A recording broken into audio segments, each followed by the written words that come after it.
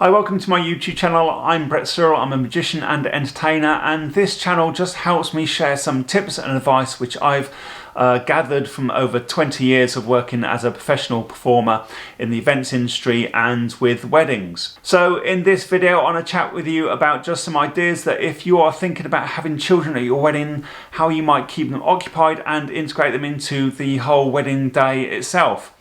So let's talk children at weddings.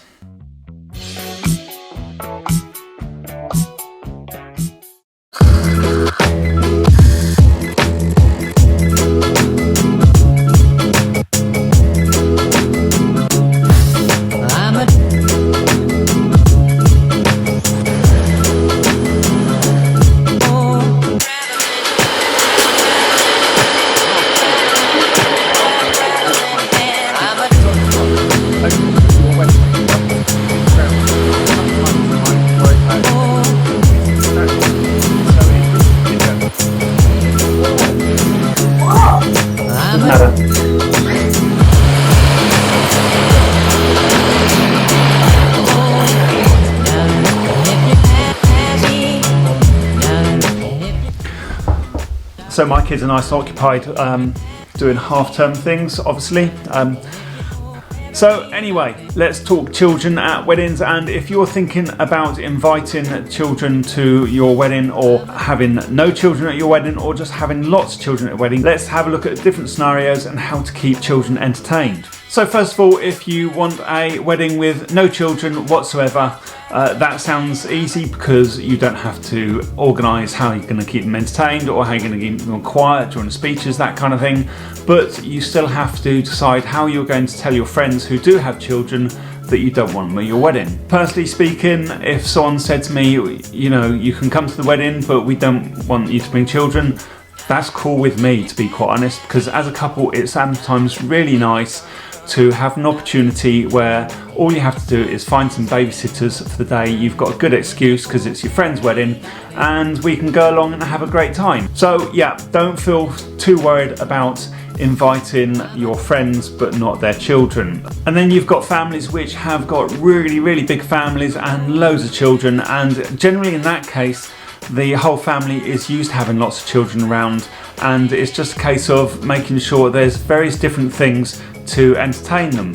And I'm going to go through some of those things in a minute, but let's have a look at the other example. And this is the most common situation, is that where you've got probably 5 or 6 children there. You've got flower girls, page boys, and then you've got a few other children as well, sort of closer family children.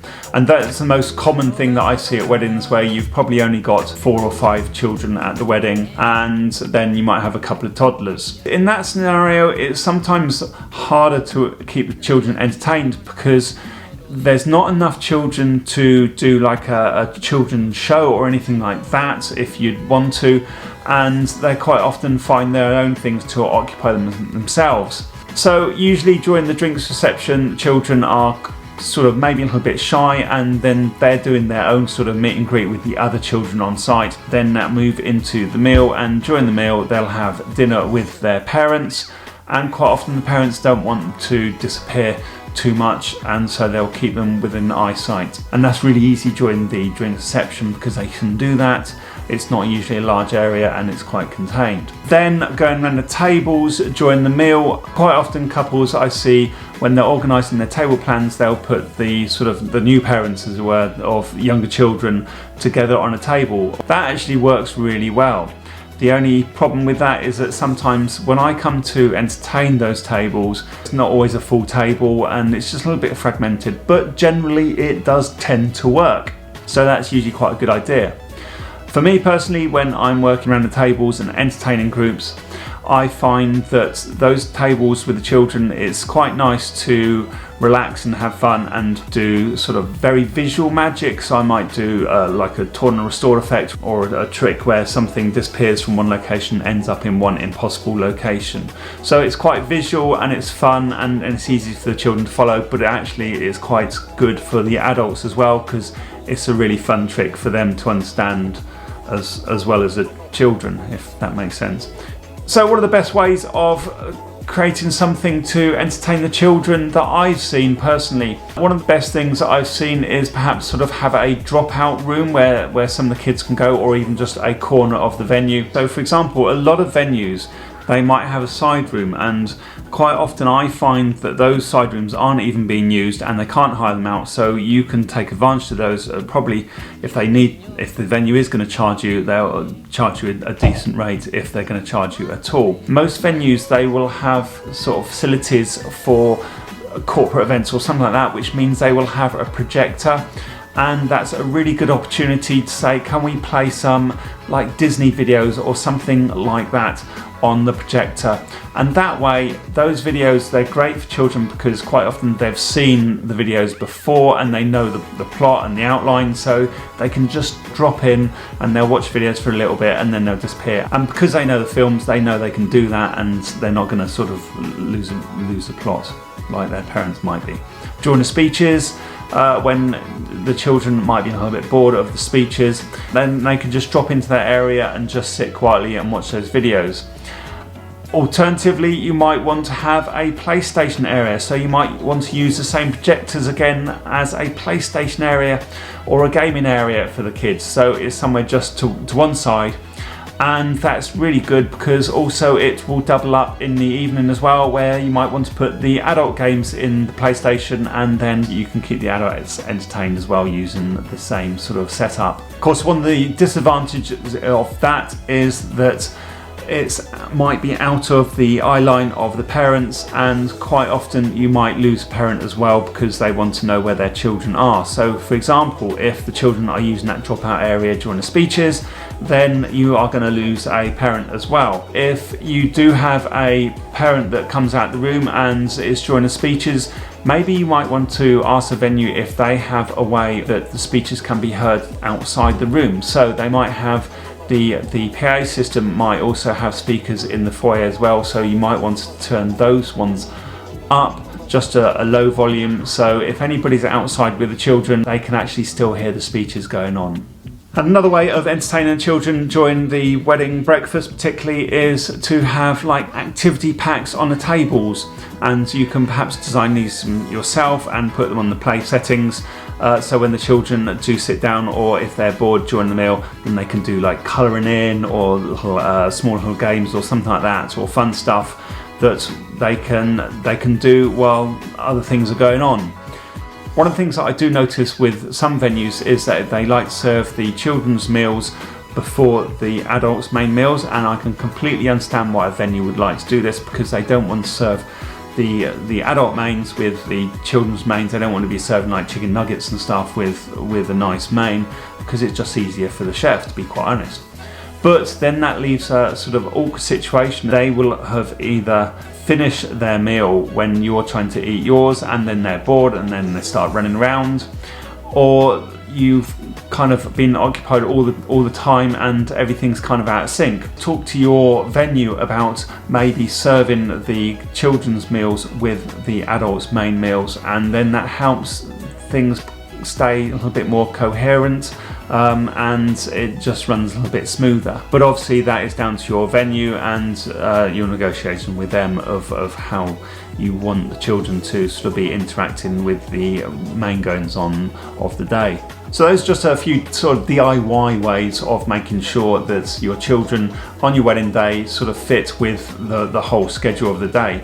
But if I was completely honest, I'd always recommend having a think about a professional childcarer during the day.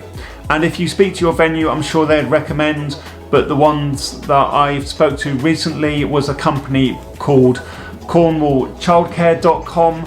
Her name's Elsie, and she does 4 packages. First package is a wedding nanny, and she will work with you all the way through the day, right from the beginning. So if you're getting ready, you don't have to rely on grandparents to look after the younger children, which might be part of the wedding party. And she will get to know the children and get to know you beforehand, so work out all your needs and stay with you all the way through the day. Make sure the children are not tired when it comes to the speeches or even the photos, and then all the way through until the evening if you want them to be safe and tucked up in bed, and she will be the sort of the babysitting service as well.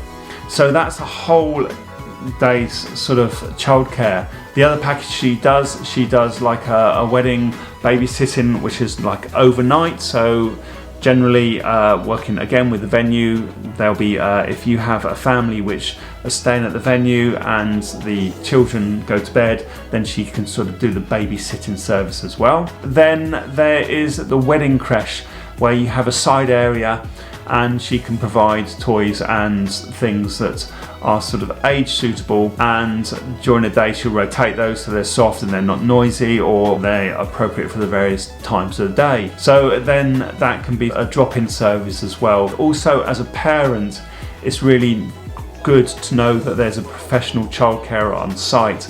So for example, they know that if the children are out during the speeches, they know they're with somebody who is trained and qualified and professional. And then the fourth package she does is activity baskets for around the dinner tables. She will tie in all the different activity packages with the various ages and put in the packages which is suitable for each child and which age, and you just let her know and she'll make up those packages. So that is just the way a professional that I know works with Wedding Day. They're really great. Recommend them totally.